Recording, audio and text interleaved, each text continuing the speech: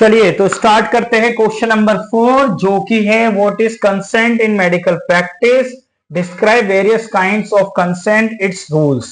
देखिए कंसेंट अभी हमने ऑटोनॉमी पढ़ा था। कंसेंट का मतलब ही वही है कि हमारे पास पेशेंट की इजाजत होनी चाहिए, हम जो भी उसके साथ करने वाले हैं उसकी या पेशेंट के रिलेटिव्स की। ये बहुत इंपॉर्टेंट सब्जेक्ट है in the medical field. Consent in medical practice refer to the voluntary agreement by a patient to undergo a specific medical intervention after being informed about the procedure, its potential risks, benefits, and any alternative options. Consent is a fundamental ethical and legal requirement that ensure a respect for patient autonomy and the right to make informed decision about one's own health care. यानी consent क्या है कि हमने patient को सब कुछ समझा दिया, सब कुछ बता दिया उसके फैमिली मेंबर्स को या उसको, अब उसके बाद वो हमें ओके कर रहा है अपने उस ट्रीटमेंट के लिए या डायग्नोसिस के लिए। ये कंसेंट है। टाइप्स क्या है? Informed consent. सबसे पहले इन्फॉर्म्ड कंसेंट का मतलब है कि मैंने पेशेंट को सब कुछ और उसके अल्टरनेटिव, रिस्क, बेनिफिट सब कुछ इन्फॉर्म कर दिए हैं और उसके बाद पेशेंट मुझे ओके कर रहा है। एप्लीकेशन यानी कहां यूज होता है? Informed consent is required for most medical procedure. सबसे ज्यादा इसका यूज होता है, जैसे पर्टिकुलरली दोज आर इन्वेजिव और कैरी सिग्निफिकेंट रिस्क, यानी हम पेशेंट के अंदर कुछ डालने वाले हैं, लाइक निडिल, कैथेटर, तो उसका जो रिस्क है वो हमने बता दिया है। सर्जरी के बारे में सबसे ज्यादा यूज होता है, कीमोथेरेपी में यूज होता है, और participation in the clinical trials में, यानी हम कोई क्लिनिकल ट्रायल कर रहे हैं या कोई मेडिसिन का यूज कर रहे हैं तो उसमें भी हमें पेशेंट का कंसेंट आना चाहिए, या अगर वो नहीं दे सकता है तो उसके फैमिली मेंबर्स का कंसेंट होना चाहिए। नंबर 2 है इम्प्लाइड कंसेंट। इसका क्या मतलब है? Implied consent is assumed when a patient action और substances indicate that they agree to a certain type of care, यानी जो भी हम उसका केयर करने वाले हैं उसके लिए वो एग्री है, जो भी अलग से उसे ट्रीटमेंट मिलने वाला है special, even if they not explicitly state their consent. Application कहां यूज होता है?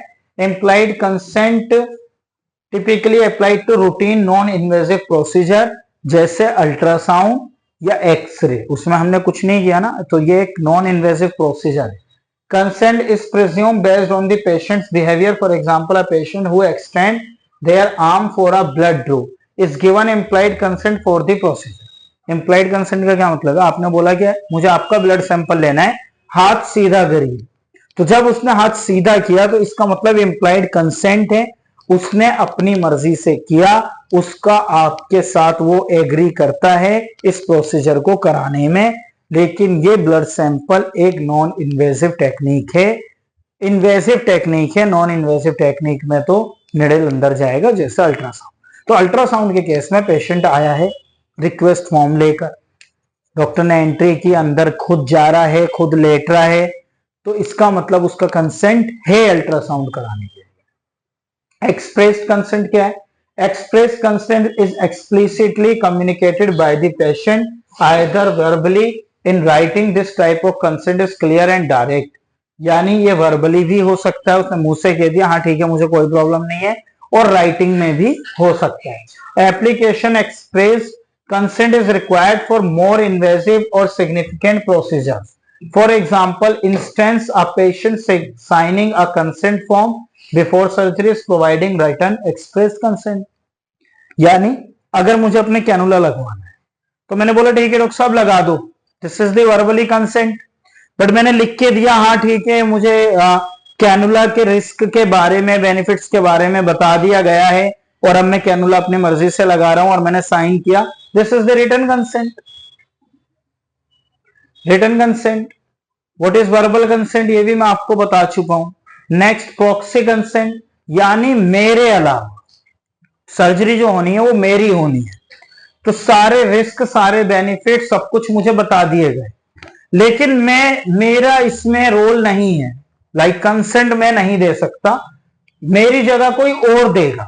जैसे सर्जरी के केस में यही होता है कि पेशेंट का भी कंसेंट लिया जाता है, तो पेशेंट ने कर दिया, लेकिन भाई पेशेंट सर्जरी में मर गया, अब डॉक्टर कैसे साबित करेगा कोर्ट में कि भाई उसने तो बता दिया था।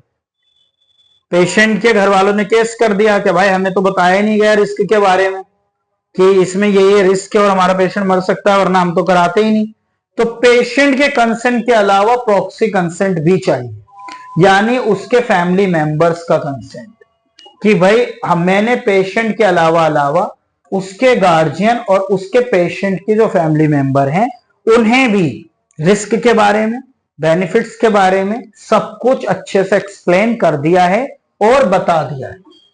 तो ये है प्रॉक्सी कंसेंट।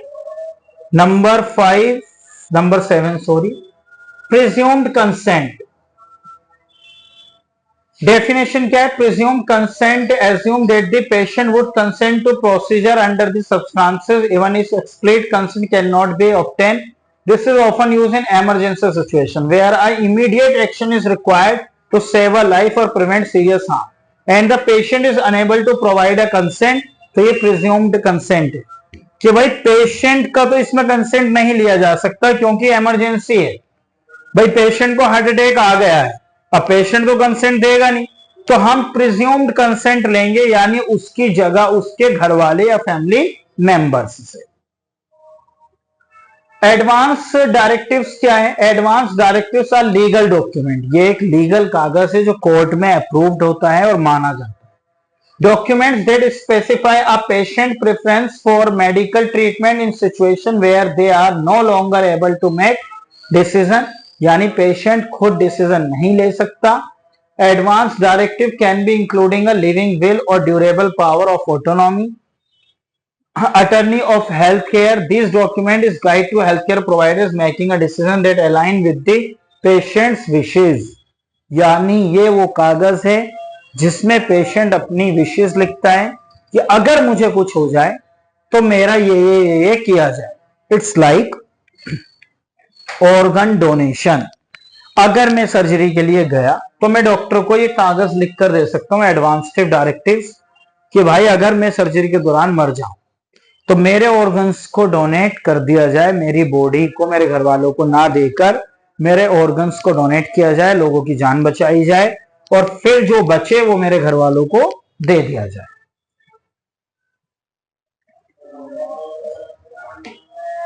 ये हमारा rules and ethical consideration of consent क्या है? वॉलंटियरनेस होना चाहिए। Consent must be given freely without any form of coercion, यानी कोई प्रेशर नहीं किया है हमने उसके ऊपर। कॉम्पिटेंस एंड कैपेसिटी होनी चाहिए, उसके पास समझने की शक्ति होनी चाहिए कि हम उसके ऊपर कोई दबाव नहीं डाल रहे हैं, उसने जो भी डिसीजन लिया है अपनी मर्जी से लिया है।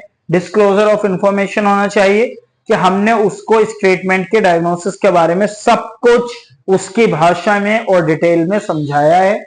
अंडरस्टैंडिंग होना चाहिए कि मैंने जो भी उसे समझाया है वो उसे समझ आया है। डॉक्यूमेंटेशन होना चाहिए, इस बात को हमें कंसेंट लेना चाहिए रिटर्न में कि हाँ मैंने उसे समझाया, और वो साइन करे कि हाँ उसे वो सब कुछ समझ आ गया। राइट टू विड्रॉ होना चाहिए, वो मना कर सकता है लास्ट मोमेंट पे भी। और रेस्पेक्ट फॉर पेशेंट ऑटोनॉमी, हम पेशेंट की जो भी इच्छा है उसकी रेस्पेक्ट करते हैं, वो यस करेगा तो भी और नो करेगा तो भी। इमरजेंसी सिचुएशन है अगर, तो in emergencies where obtain a consent is not possible, health care provider may proceed with the necessary intervention under the principle of presumed consent. तो ये अभी हमने पढ़ा कि अगर पेशेंट खुद नहीं दे सकता है, इमरजेंसी है, तो हम प्रिज्यूम्ड कंसेंट के थ्रू आगे बढ़ेंगे। Acting in the patient's best interest to prevent the harm और सेव देयर लाइफ, क्योंकि हमें उसकी जान बचानी है और ज्यादा नुकसान होने से भी। तो यहां पर क्वेश्चन नंबर 4 हो जाता है फिनिश। अब हमारा लास्ट क्वेश्चन नंबर 5 होगा नेक्स्ट वीडियो।